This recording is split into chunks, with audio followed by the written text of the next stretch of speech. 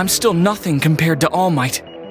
Yo, in this video, we're going to be looking at My Hero Academia's All Justice and which edition should you actually buy. The core question this video answers, which edition gives me real value and which one exists purely to upsell fans. If you're not familiar with this game is basically a 3v3 arena fighter tied to the final arc of My Hero Academia. The game will be coming to the PlayStation 5, Xbox Series X and S, and also PC via Steam, and it is set to launch the 6th of February 2026. There's 3 editions. You've got Standard Edition, the Deluxe Edition, and also the Ultimate Edition. There is no early access, no gameplay gating at launch, so the real decision here isn't can you play the game, it's how much extra fluff are you willing to pay for.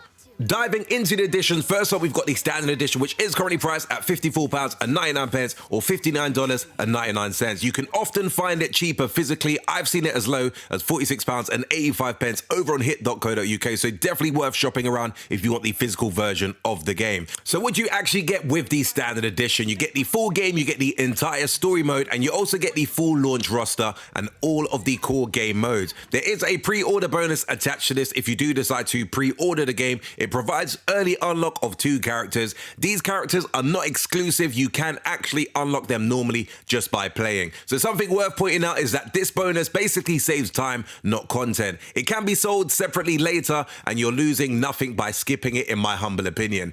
So when it comes to the Standard Edition, in my humble opinion, this is the default recommendation for most players. Basically, if you just want the story, play casually, don't care about cosmetics, or happy unlocking characters naturally, I personally feel buy the Standard Edition because you're not missing gameplay.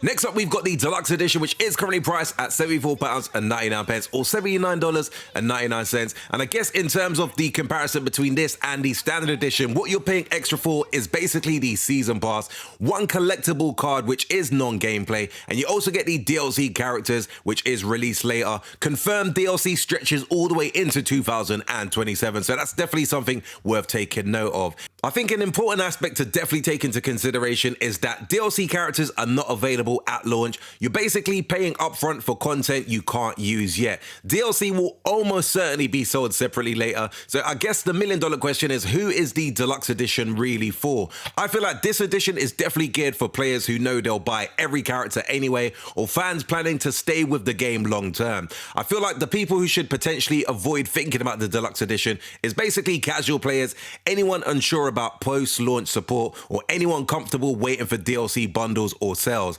So all in all, in my humble opinion, the Deluxe Edition is only worth it if you're committed long term. For those of you who may be unsure or sitting on the fence, I personally would say wait, because the Deluxe Edition will definitely be cheaper later.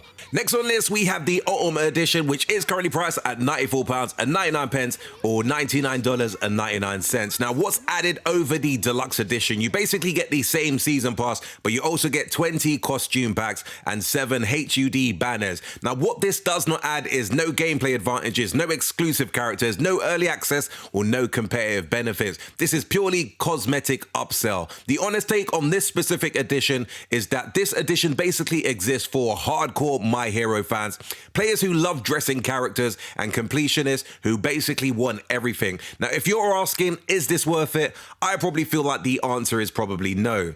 So in my humble opinion, I would say skip this edition unless cosmetic genuinely matters to you. This is definitely the easiest edition to regret. $1 million question, which edition should you buy? In my humble opinion, I would say buy Standard Edition if you want the full game, you don't care about outfits, and you want the best value, and you're price sensitive, especially physical. I would then say buy the Deluxe Edition only if you know you'll buy all DLC characters, you plan to play long term, and you're okay paying early for later content. And ultimately, I would say skip Ultimate Edition unless you actively want cosmetics, you care about visual customization, and you're a die-hard fan of the series. For most people, the Standard Edition is the smart buy. Deluxe makes sense only if you're committed to future DLC, and Ultimate is entirely optional cosmetic padding. Spend where gameplay is, not where the marketing is. Anyway, peeps, do let me know your thoughts in the comments below as to whether you'll be grabbing this game on day one, which edition stands out to you the most, and as always, if you did enjoy this very quick urban gameplay video, be sure to hit the like button,